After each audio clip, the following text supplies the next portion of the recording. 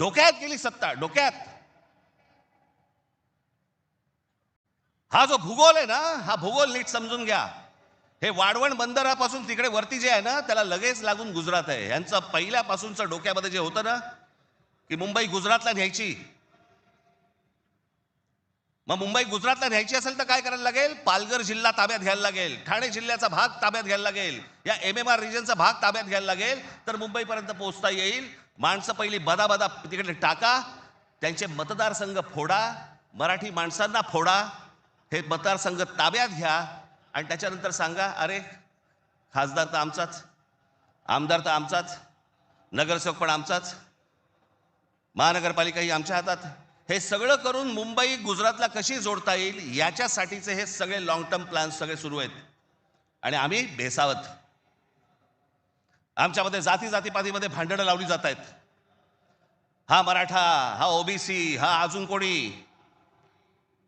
एकदा मुंबई हातात गेली ना बाबानो, महाराष्ट्र झारखंडपेक्षा काही वेगळा करणार नाहीत. हे मुंबई ही तुमची राजधानी आहे, मुंबई ही तुमची ताकद आहे.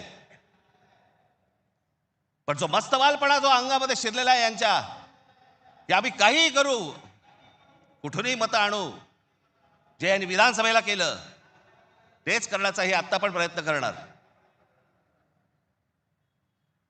आमच्यावरती भ्रष्टाचाराचे आरोप करतायत. काय बोलताय काय तुम्ही? देवेंद्र फडणवीस ज्यावेळेला मुख्यमंत्री होते त्यावेळेला ह्यांनी छगन भुजबळांना जेलमध्ये टाकलं होतं, हो की नाही? आता मांडीला मांडी लावून बसलेत. अजित पवारांचे बैलगाडीभर पुरावे घेऊन गेले होते. काय किती 70 का 80,000 कोटीचा काहीतरी घोटाळा, त्याच्याबद्दल पुरावे बैलगाडीतनं घेऊन गेले होते. आता काय सांगतायत? कोर्टात केस आहे, पुरावे असतील तर त्यांना अटक होईल. अरे मग तुम्ही पुरावे दिले होतेत ना, द्या आता कोर्टात. ही सगळी बाहेरून सगळी माणसं आणायची, इथे भरायची, तुमचा टक्का कमी करायचा, तुमचं अस्तित्व घालवायचं. इथे येऊन ह्यांची माणसं मिळणार, इथे उत्तर भारतातनं माणसं येणार आणि म्हणणार इथे तुम्हाला. काल एक कोणतरी उत्तर भारतातला माणूस बोलवता म्हणे, मुंबईमध्ये म्हणे नोकऱ्या जर घ्यायच्या असतील महानगरपालिकेमध्ये तर इथल्या स्थानिकांना, उत्तर भारतीय लोकांना दिल्या पाहिजेत. हे बाहेरून येणारे म्हणे कोल्हापूर, सातारा, सांगलीवरनं येणारी माणसं हे बाहेरच्या लोकांना द्यायची नाहीत म्हणून. बाहेरची लोक म्हणजे आमच्या सातारा, कोल्हापूर, सांगलीमध्ये येणारी आता हे बाहेरची लोक झाली आणि हे आतले.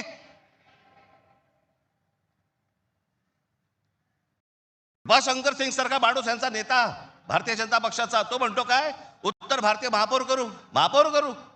यांची हिंमत कशी होती हो बोलायची? आपण जाऊन बोलू शकतो का तिकडे?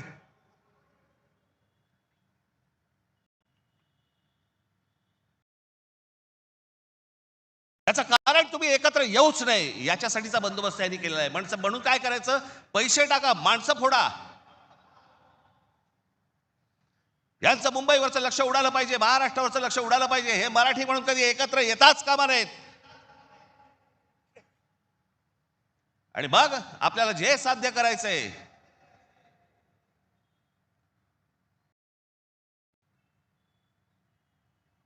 जी लोक येत आहेत ती लोक तुमच्यावरती उड्या मारतायत, वाटेल ते बोलतायत तुम्हाला. मुंबईमध्ये, महाराष्ट्रामध्ये तुम्हाला घरं नाकारली जात आहेत. काल परवाकडे कोणतरी एक तामिळनाडूमधून रसमलाई आली होती.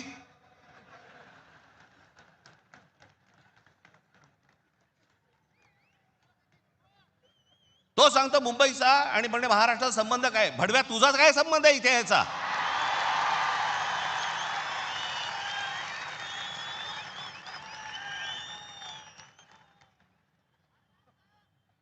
यांच्यासाठीच माननीय बाळासाहेब बोलले होते, हटाव लुंगी आणि बजाव पुंगी. अनेक दाक्षिणात्य इथे राहत आहेत, अनेक जैन मारवाडी इथे राहत आहेत, आनंदाने राहत आहेत. पण कसं भडकवलं जाते बघा तुम्हाला कबुतरांच्या नावाने.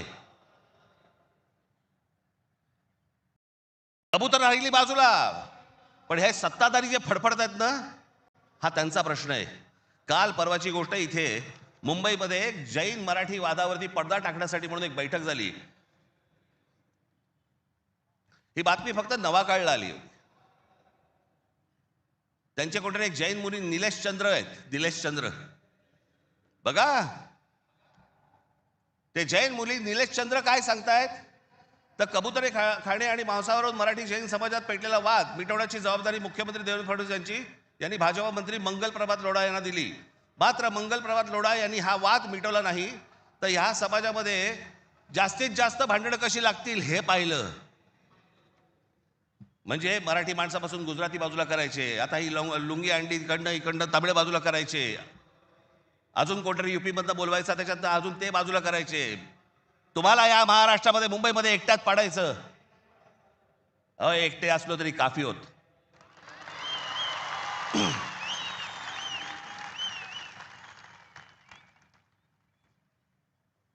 नको त्या वादात जाऊ नका. आमच्या यांच्या गुजरातमधनं बिहारी लोकांना ज्यावेळेला हकलवले त्याच्या बातम्या नाही होत.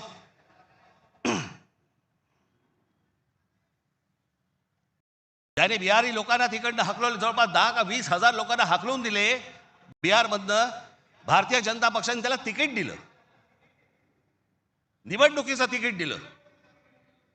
आणि हे वाद फक्त तुमच्यासाठी आमच्यासाठी इथे फक्त करून ठेवतायत. गेले अनेक वर्ष सांगतोय तुम्हाला, हे सगळं हे जे मुद्दामून जे चालू आहे, तुमचं अस्तित्व नष्ट करण्यासाठी हे सगळं सुरू आहे. आज ही मुंबई हातामध्ये गेली. मुंबई का पाहिजे हातात? आज केंद्रामध्ये यांची सत्ता, राज्यामध्ये यांची सत्ता, पण उद्या मुंबईमध्ये, ठाण्यामध्ये, कल्याण डोंबिवलीमध्ये, आमच्या एमएमआर रिजनमध्ये उद्या ह्यांना जर काही करायचं असेल, महानगरपालिकेची परवानगी लागेल. आणि महानगरपालिका जर आपल्या हातात असतील, हे जमिनी विकून देऊ शकत नाहीत, हे अदानीला जमीन देऊ शकत नाहीत.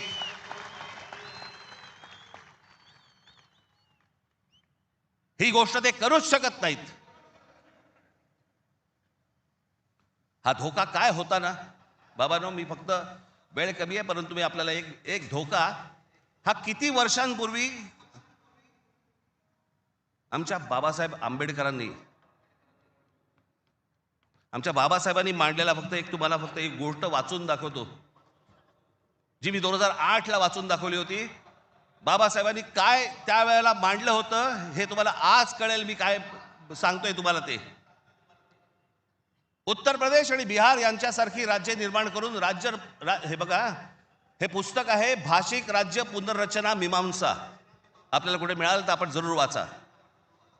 उत्तर प्रदेश आणि बिहार यांच्यासारखी राज्य निर्माण करून राज्य पुनर्निर्माण मंडळाने केवळ तौलनिक विषमता निर्माण केली एवढेच नव्हे, तर उत्तर भारत आणि दक्षिण भारताचे 2 तट निर्माण केले.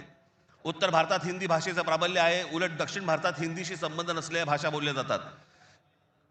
मला खरं तर आपल्याला सांगायचं आहे की युपीच्या आणि बिहारच्या लोकांनी पहिल्यांदा नीट समजून घ्या, बाबांनो, हिंदी ही तुमची पण भाषा नाही. युपीच्या लोकांची भोजपुरी भाषा आहे, बिहारच्या लोकांची मैथिली भाषा आहे, अवधी भाषा आहे. हिंदी भाषा तुमची पण नाही आहे.